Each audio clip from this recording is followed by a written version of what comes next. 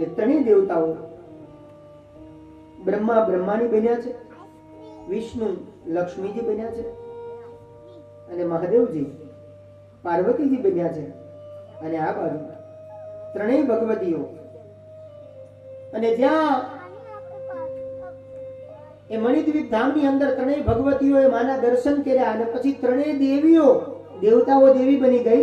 એટલે દેવીઓએ કીધું કે માં, અમારે તમારા સમગ્ર બ્રહ્માંડના દર્શન કરવા છે. તો ભાગવતમાં કથા આવે કે કનૈયો માને મુખમાં બ્રહ્માંડના દર્શન કરાવે, ત્યારે અહીંયા પરા અંબા એ નખની અંદર, ત્યાં તો કૃષ્ણ મુખ ખોલે છે અને દર્શન થાય છે, ત્યારે અહીંયા મહામાયા એ નખની અંદર, ખાલી માત્ર નખ કેવડો હોય બોલો, એ નખની અંદર સમગ્ર 14 બ્રહ્માંડોના દર્શન આ ત્રણેય દેવતાઓને કરાવે છે. એટલી માં જગદંબા વિશાળ છે, પરાંબા એનો વૈભવ વિશાળ છે કે નખની અંદર 14 બ્રહ્માંડના દર્શન કરાવ્યા. આ બાજુ એ 14 બ્રહ્માંડમાં દર્શન કરાવ્યા નખની અંદર. એટલા માટે એ 14 ભુવનની માં ઈશ્વરી છે, એટલા માટે નામ પડ્યું ભુવનેશ્વરી.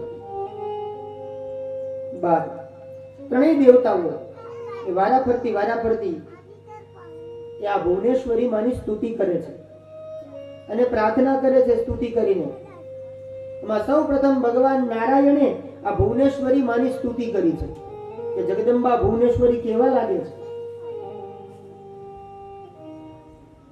નમો દેવ્યે પ્રકૃત્યે ચ વિદાત્રે સતતમ નમઃ કલ્યાણ્યે કામદાયે ચ વૃદ્ધિ સિદ્ધ્યે નમો નમઃ સચ્ચિદાનંદ રૂપિણ્યે સંસારારણયે નમઃ પંચકૃત્ય વિદાત્રે તે ભુવનેશ્વય નમો નમઃ પંચકૃત્ય વિધાત્રે તે ભુવનેશ્વય નમો નમઃ. દેવી ભાગવતનો ત્રીજો સ્કંદ, ચોથો અધ્યાય, એનો 27 અને 28મો શ્લોક. ત્યાંથી ભગવાન નારાયણ હરિ એને માં ભુવનેશ્વરી માની સ્તુતિ કરી કે હે માં, એ પરાંબા તમે કેવા લાગો છો? બોલે સચ્ચિદાનંદ રૂપિણ્યે સંસારા રણયે નમઃ પંચકૃત્ય વિદાત્રે તે ભુવનેશ્વય નમો નમઃ. હે ભુવનેશ્વરી, તમે 5 પ્રકારના કૃત્ય કરો છો. હે માં, તમે પ્રકૃતિ સ્વરૂપા છો. હે માં, તમે વિધાત્રી છો. હે માં, તમે સમગ્ર બ્રહ્માંડને ધારણ કરનારા છો. હે માં, તમે દરેકનું મંગળ કરનારા છો, દરેકનું કલ્યાણ કરનારા છો. પછી શબ્દ વાપર્યો છે હે કલ્યાણી, તમે દરેકનું કલ્યાણ કરનારા છો, માટે શબ્દ વાપર્યો હે કલ્યાણી. ભગવાન નારાયણ શબ્દ પ્રયોગ કરે છે.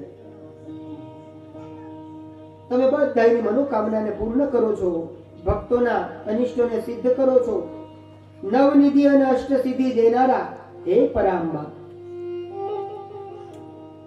આમ માની કૃપાથી જ આપણને જીવનમાં બધું જ મળે છે વાલા, યાદ રાખજો. જગદંબા દયા કરે તો માણસને શું ન મળે વાલા. એટલા માટે મેં તમને આગળ કીધું હતું કે સુખી થવું હોય તો 2 શબ્દો જીવનમાં ગાંઠ વાળીને રાખવાના. આગળ હું કહી ગયો હતો તમને. એમાં પહેલો શબ્દ છે અમ્મા, પહેલો શબ્દ છે અમ્મા અને બીજો શબ્દ છે અંબા. અમ્મા કેતા ઘરની જનેતા અને બીજી છે માં આબુગઢવાળી માં અંબા. જેને આ બેના છેડા પકડી રાખ્યા, જગતમાં એ ક્યાંય પાછો પડ્યો. એટલે સુખી થવું હોય તો એક ઘરની જનેતા એટલે કે અમ્મા અને બીજી માં અંબા. આ બેના છેડા ક્યારેય છોડવા. એકવાર મને કોઈ પૂછતું હતું કે દાદા આપણને આપણા કુળદેવી માનું નામ યાદ ન હોય, દાદા આપણને આપણા કુળદેવી માનું નામ યાદ ન હોય તો અમારા કુળદેવી માં કોણ, અમારે કોની ઉપાસના કરવી? તો એનો જવાબ અહીંયા દેવી ભાગવતમાં લખ્યો છે.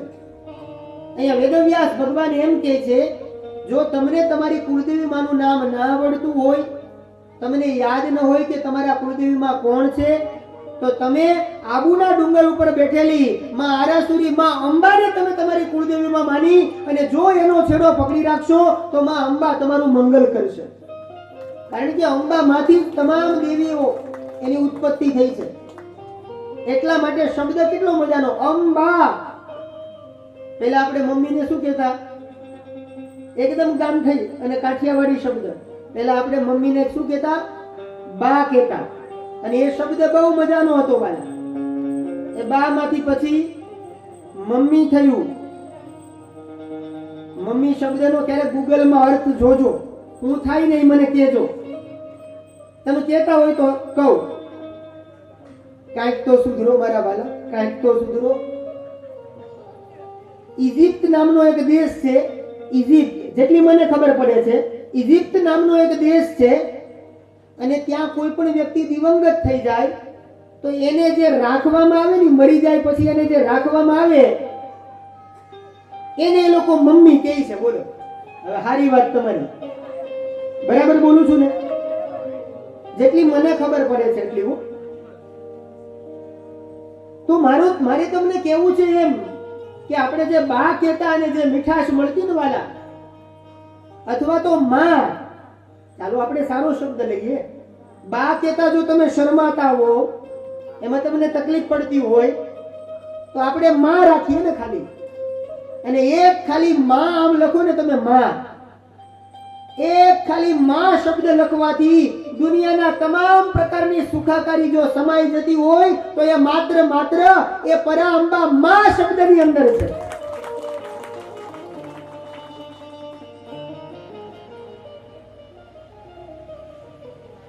એટલા માટે મારે તમને શીખવાડવું છે. હું ઇંગ્લિશનો વિરોધી નથી હો, પણ કોઈ કવિએ વ્યંગ કર્યો છે કે મામા કહેતા મુખ મારું મલકાય છે. મામા કહેતા મુખ મારું મલકાય છે, પણ એ જ માને મધર કહેતા આ અધર પણ શરમાય છે. એ જ માને મધર કહેતા આ અધર પણ શરમાય છે. સમજાય છે? એટલા માટે અમારા ત્યાં સૌરાષ્ટ્રમાં કવિ કાગ બાપુ કે મોઢે બોલું માં અને ત્યાં મને મારું હાથે નાનપણ સાંભળે, પણ આજ મોટાપની બધી મજા મને કડવી લાગે જો ને કાગડા. સમજાય છે? એટલો માનો મહિમા બતાવ્યો અને છતાંય આપણે મમ્મી, મોમ, અરે તારી ભલી થાય. મમ્મી કે ત્યાં સુધી વાંધો નથી. હવે એમાંથી મોમ, ડેડી, ડેડ, કાંઈક તો દયા કરો મારા વાલા, કાંઈક તો દયા કરો. તમે દેવી ભાગવત સાંભળો છો, હું તમારો વિરોધ નથી કરતો, પણ એક તમારો ભાઈ બની આપણે કોઈ દિવસ મોટાઈ નથી કરી વાલા. નકર અમારો તો હક છે કાયદેસર. બ્રાહ્મણનો દીકરો જન્મે ત્યારે પણ દાદા, ઈ ઘોડિયામાં સૂતો હોય ને ગોવિંદ દાદા, તોય નારાયણભાઈ દાદા કહેવાય. બોલો, ઈ અમે બ્રાહ્મણો વાલા. પણ છતાંય તમને સારું શીખવાડવું છે. એટલા માટે, એટલે મારે તમને કહેવું છે કે કાંઈક તો જીવનમાં કથા ઉતારો વાલા. મોમ ને ડેડ ને આ બધા શબ્દો સારા નથી વાલા. તમે અનુભવ કરજો. તમે મમ્મી કહેશો તો એમાં કાંઈ ફેર નહીં પડી જાય, અને તમે માં બોલશો તો એટલો જ સમય લાગશે, એમાં કાંઈ ફેર પડશે.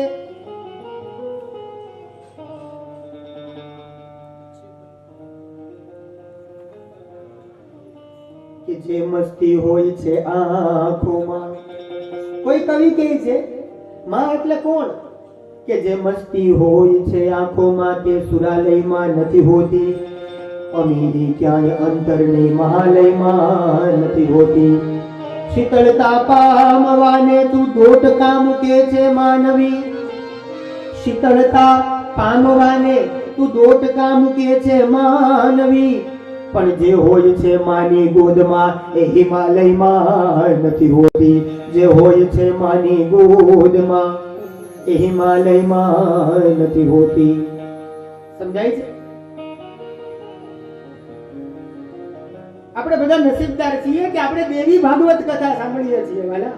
આપણે આ પરમેશ્વરીનું પુરાણ, પરાઅંબાનું પુરાણ સાંભળીએ છીએ. કાંઈક શીખીએ, કાંઈક જીવનમાં નવા રંગે જઈએ વાલા. અને એવી માં પરાઅંબા ભગવતી જગદંબા એના ખોળે જ્યારે આપણે બેઠા છીએ ત્યારે મારે તમને સૌને શીખવાડવું છે કે આપણે જીવનમાં કંઈક ક્રાંતિ લાવીએ, જીવનમાં કંઈક સુધારો લાવીએ. અને પરાંબા ભગવતીને કહેવાનું કે હે જગદંબા, અમે તો તમારા સંતાન છીએ. જ્યારે જ્યારે અવસર મળ્યો હોય અને એમાંય માના ખોળે બેસવાનો અવસર મળ્યો હોય, જે બહુ નસીબદાર હશે હો જેને માના ખોળામાં બેસવા મળ્યું હશે, એ તો જઈને પૂછો કે જેને માં નથી વાલા, તો તમને ખબર પડે કે માની કિંમત શું કહેવાય, માં કોણ કહેવાય, બાપુજી કોને કહેવાય. તમામ પ્રકારના તાપ વેઠે એને કહેવાય બાપ. તમામ પ્રકારના, કોઈ કવિ તો એમ કહે છે કે તમામ પ્રકારના પાપ કરે એને કહેવાય બાપ. પોતાના દીકરા માટે મહેનત કરે, મજૂરી કરે, મારો દીકરો સુખી કેમ થાય, મારો દીકરો આગળ કેમ આવે. એટલા માટે આપણે પરાંબા જગદંબાના ખોળે બેઠા છીએ ત્યારે મારે તમને શીખવાડવું છે કે આ માનો દરબાર ભરાનો હોય, માનો ખોળો મળ્યો હોય તો એક ખોળે રમી લેવું જોઈએ, એક ખોળે નાચી લેવું જોઈએ, એક ખોળે આનંદ કરી લેવો જોઈએ. પછી આવો અવસર મળવાનો, અને વારે વારે આવો અવસર, વારે વારે આવા મોકા ઈશ્વર દેતો નથી, યાદ રાખજો. તો આપણે પણ ભગવતી ભુવનેશ્વરીમાં એનું પ્રાગટ્ય જોયું અને ત્રણેય દેવતાઓ એ પણ માના ખોળે દેવીઓ બની અને રમતા હતા. તો આવો આપણે પણ માતાજીને લાડ લડાવવાનો પ્રયાસ કરી કે હે માં, હે જગદંબા. આના શબ્દો બહુ મજાના છે હો. જો નસીબમાં હોય, જેને પણ ઊભું થવું હોય, ઊભા થઈ અને માના ખોળે રમી લેજો. શું કહેવાનું માને?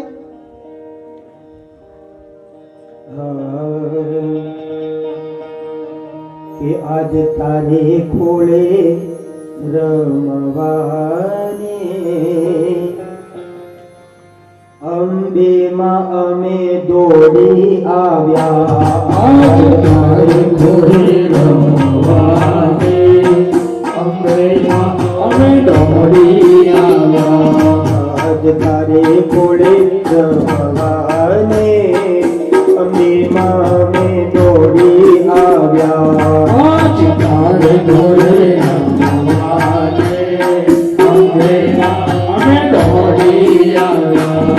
અમે મનની મળી તારે અમને માં સૌ છોડી આવ્યા. અમે મનની મળી તારે મારી અમે સોરી આવ્યા. તારે ખોળે રમવાને અંબે માં અમે દોડી આવ્યા. આજ તારે ખોળે રમવાને અંબે માં અમે દોડી આવ્યા. એ હાલો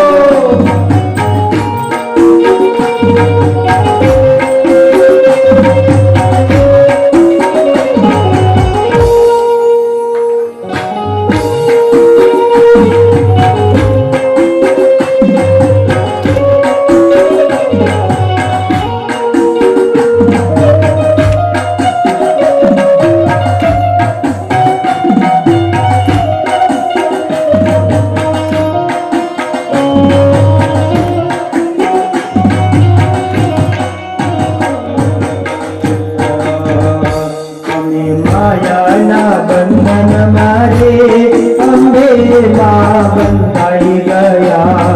માયાના બંધન મારે અંબે માં બંધાઈ ગયા.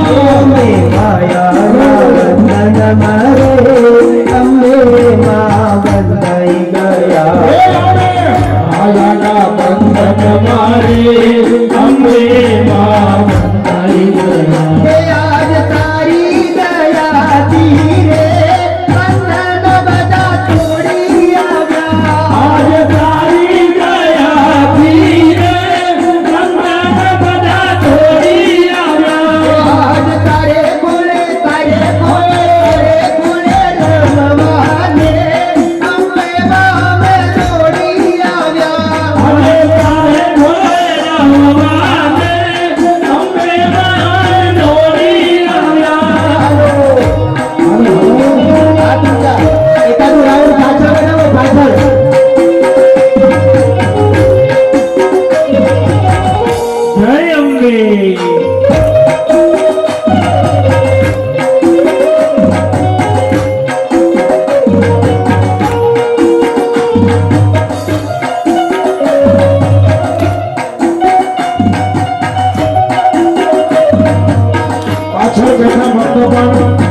ઉભા થઈને પોતાની જગ્યા પર પણ ગરબો કરી શકો છો, વાંધો નહીં. પગ ભરાઈ ગયા હોય તો ઉભા થાય અને પોતાની જગ્યા પર ગરબો કરી શકો. જય હો.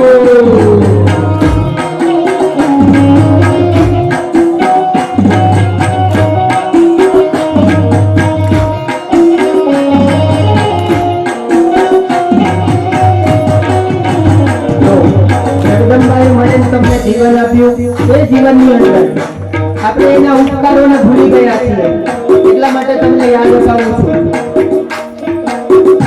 તારા પોતે ઉપકારો રે મારી અમે ભૂલી ગયા, તારા પોતે ઉપકારો રે મારી અમે ભૂલી ગયા. તારા પોતે ઉપકારો રે મારી અમે ભૂલી ગયા. તારા પોતે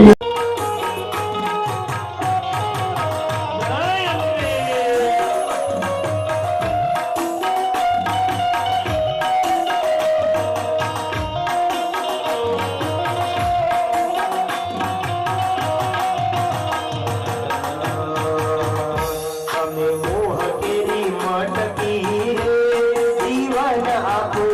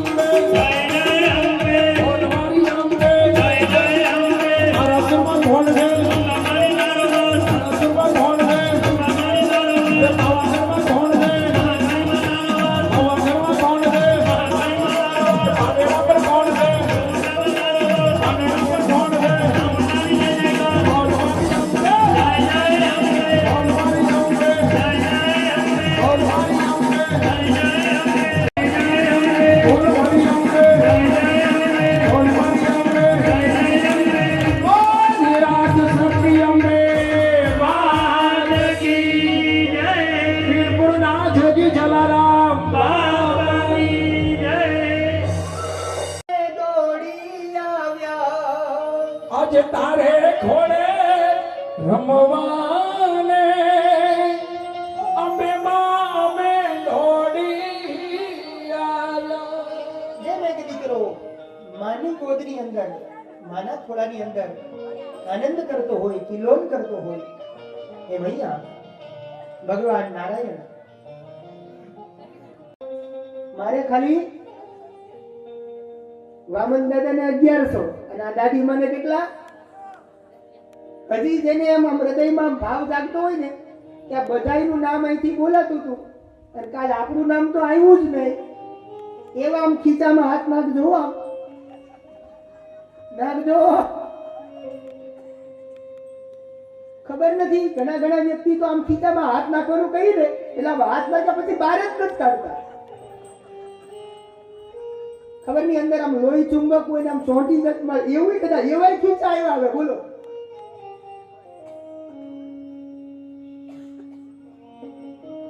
યાદ રાખજો મારા વાલા આ સંપદા લક્ષ્મી છે ને લક્ષ્મી એ નારાયણની છે હતી હશે અને રહેશે વાલા.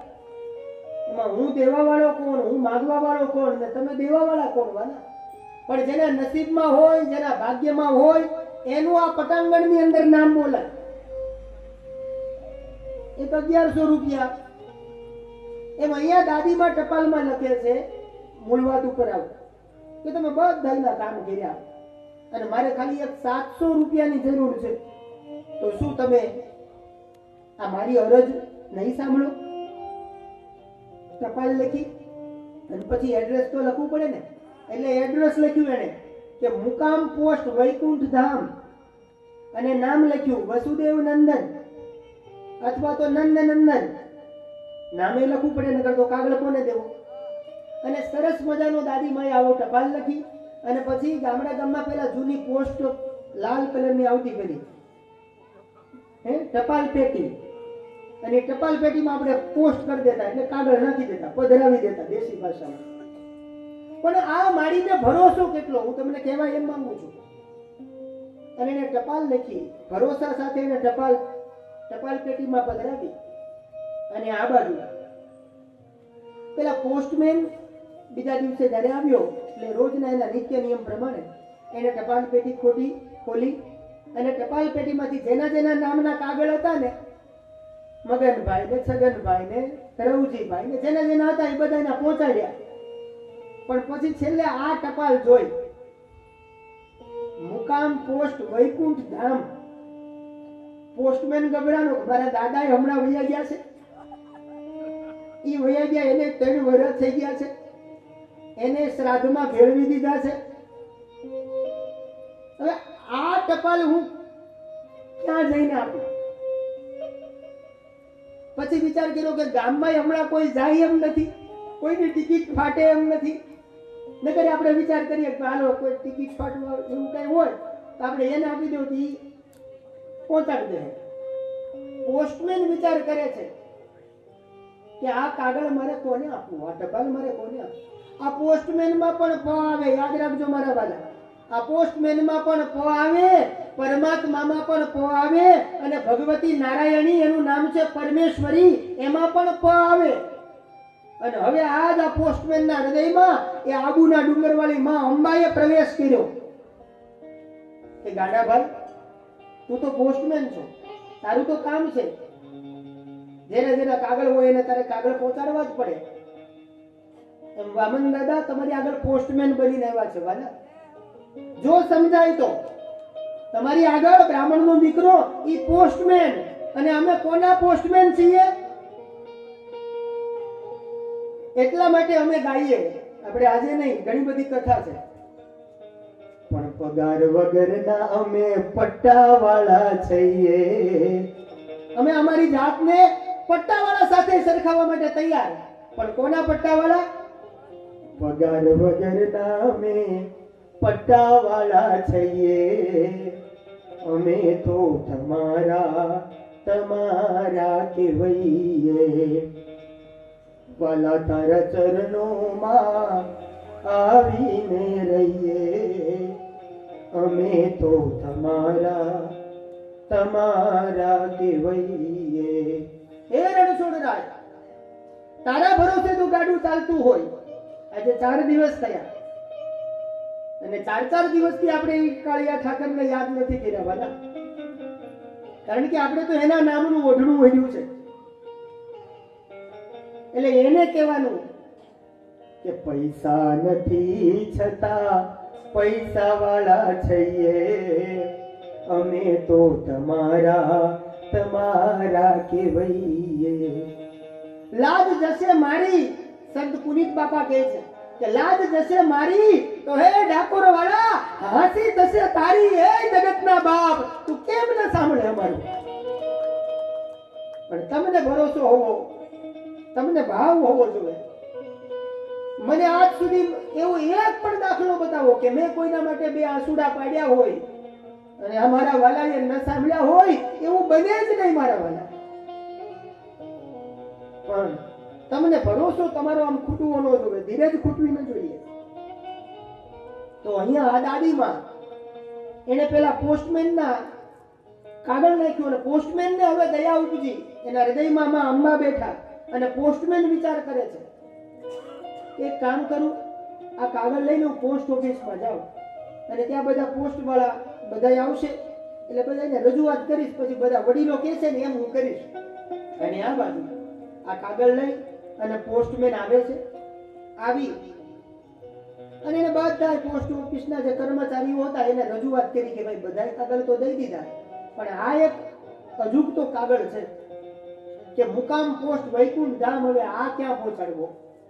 એટલે દરેક કર્મચારીઓએ વિચાર કર્યો કે ભાઈ કાંઈ વાંધો નહીં, તમે કાગળમાં વાંચો એમાં લખ્યું છે શું. એટલે કાગળમાં લખ્યું હતું કે હે ગરીબના બેલી, નોંધારાના આધાર, એકલના બેલી, નરસૈયાના તમે 52 કામ કર્યા. મારે ખાલી એક 700 રૂપિયાની જરૂર, તો હું મારું કામ નહીં કરું? છેલ્લે દાદીમાં એના હસ્તાક્ષર ને ગામ ને ઠામ ને છેલ્લે પછી મુકામ પોસ્ટ ભાઈ આ આખી ટપાલ કર્મચારીઓ વાંચે છે. અને આ બધા કર્મચારીના હૃદયમાં દયા આવી કે આપણે બધા થોડું થોડું ભેગું કરીએ ને. મૂળ તો જરૂર 700 રૂપિયાની જ છે ને. આપણે બધા થોડો થોડો હાથ બટાવીએ તો 100% 700 રૂપિયા ભેગા થઈ જાય. એટલે બધાએ થોડો થોડો હાથ બટાવ્યો પણ થયા 500 રૂપિયા. 700 પૂરા થયા પણ કર્મચારીઓને એમ થયું કે ભાઈ કાંઈ નહીં, ચાલો 500 તો 500, આપણે આ 500 રૂપિયા પોસ્ટ કરી દઈએ. અને પછી વળતો પાછો જે કાગળ આવશે ને એ વાંચવાની આવશે મજા. આખું દ્રષ્ટાંત ભાવ અને ભરોસા ઉપર છે. તો હવે આ લોકો એ 500 રૂપિયા મોકલાવે છે.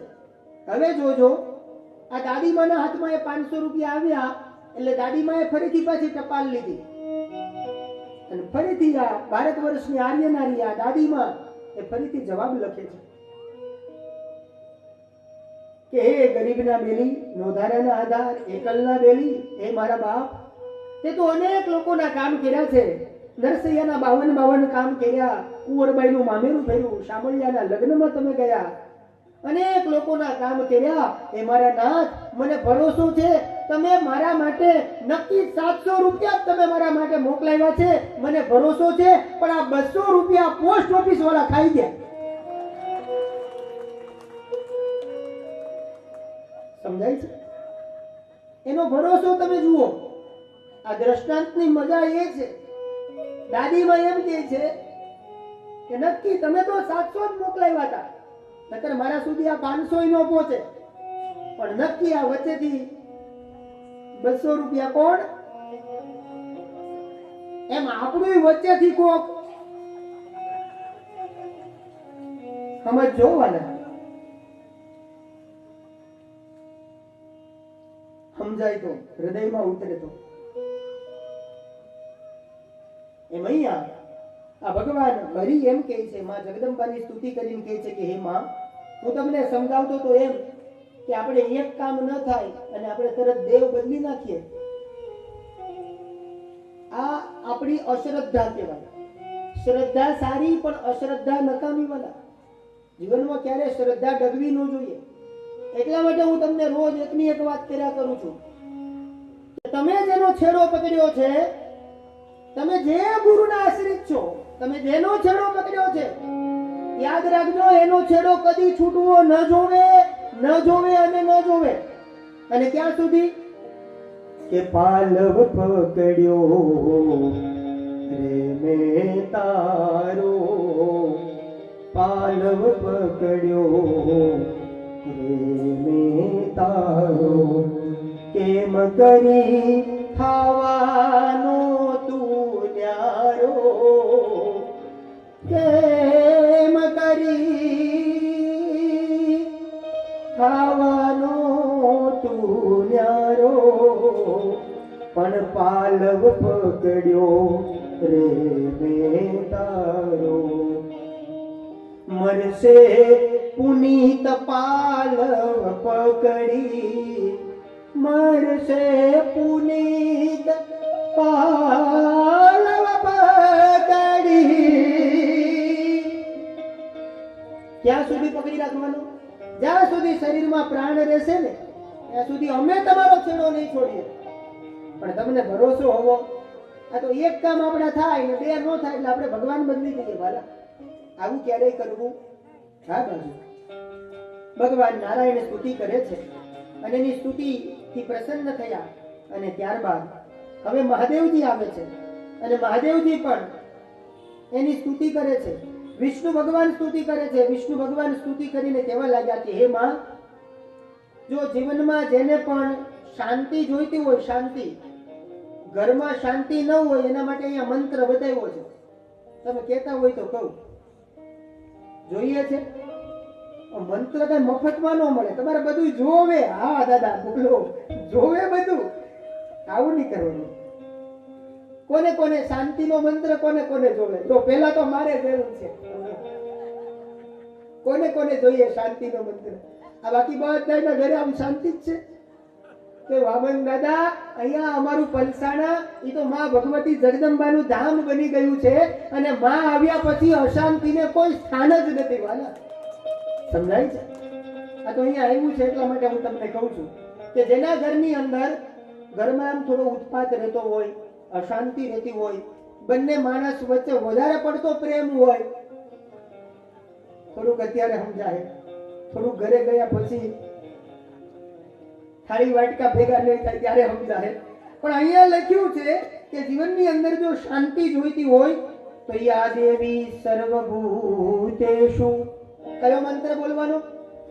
યા દેવી સર્વભૂતેષુ શાંતિ રૂપેણ સંસ્થિતા નમસ્તસ્यै નમસ્તસ્यै નમસ્તસ્यै નમો નમઃ. જીવનમાં શાંતિ જોઈતી હોય તો આ મંત્ર, ક્રાંતિ જોઈતી હોય તો આ મંત્ર. મંત્ર પકડી રાખવાનો. વિષ્ણુ ભગવાન કહે છે કે હે માં, તમે તો સત ચિત અને આનંદના સ્વરૂપા છો. તમે પંચકૃત્ય કરનારા છો, એટલે કે સર્જન, પાલન, સંહાર, તિરોભાવ અને અનુગ્રહ. આ પાંચ કામ જગદંબા કરે છે. સર્જન કરનારી પણ માં જ છે. શક્તિ વગર તો કશું થવાનું નથી. એટલે તમે સર્જન કરનારા છો, તમે પાલન કરનારા, વિસર્જન કરનારા, તિરોભાવ અને અનુગ્રહ. આમ ભગવાન નારાયણે સ્તુતિ કરી છે અને છેલ્લે નારાયણ સ્તુતિ કરતા કરતા બહુ સરસ શ્લોક બોલ્યા છે. હે માં, તમે કેવા છો? નમો દેવી મહાવિદ્યે નમામિ ચરણૌ તવ સદા જ્ઞાન પ્રકાશમ મે દેહી સર્વાર્થ દે શિવે. હે શિવે, હે ભગવતી, તમે વિદ્યા સ્વરૂપિણી છો, તમે જ્ઞાન સ્વરૂપિણી છો. જે કોઈ બાળકો, જેના પણ બાળકો વિદ્યા અભ્યાસમાં પાછા પડતા હોય, જિદ્દી સ્વભાવના હોય, તમારું કયું ન કરતા હોય, તો એના માટે અહીંયા મંત્ર બતાવ્યો. દેવી ભાગવત એનો 3જો સ્કંદ, એનો 4થો અધ્યાય, એનો 49મો શ્લોક. હું તમને પ્રમાણ આપું. આ શ્લોક બોલવાનો. કયો શ્લોક? નમો દેવી મહાવિદ્યે નમામિ ચરણૌ તવ સદા જ્ઞાન પ્રકાશમ મે દેહી સર્વાર્થ દે શિવે. આ શ્લોક છે. જો આ શ્લોકનું પારાયણ કરવામાં આવે તો ચોક્કસથી તમારા સંતાનો પ્રગાઢ બને. ડાયા થાય, વિદ્યા અભ્યાસ એનો સારો બને, મંગલ બને. તો આ બાજુ વિષ્ણુ ભગવાન સ્તુતિ કરવા લાગ્યા અને આ સ્તુતિ વિષ્ણુ ભગવાનની એટલી બધી સુંદર છે અને જ્ઞાન સમાન આ દુનિયામાં કોઈ જ વસ્તુ પવિત્ર સમજાય છે, પણ તમને એના રંગે રંગાતા આવડવું, તમને એના સંગે ચાલતા આવડવું, એટલા માટે તો કીધું છે કે રંગે રંગાઈ જવું જોઈએ અને સંઘની અંદર જોડાઈ જવું જોઈએ. કોઈ પણ યાત્રાનો સંઘ થતો હોય એમાં માણસે જોડાઈ જવું જોઈએ ને, રંગમાં રંગાઈ જવું જોઈએ ને સંઘ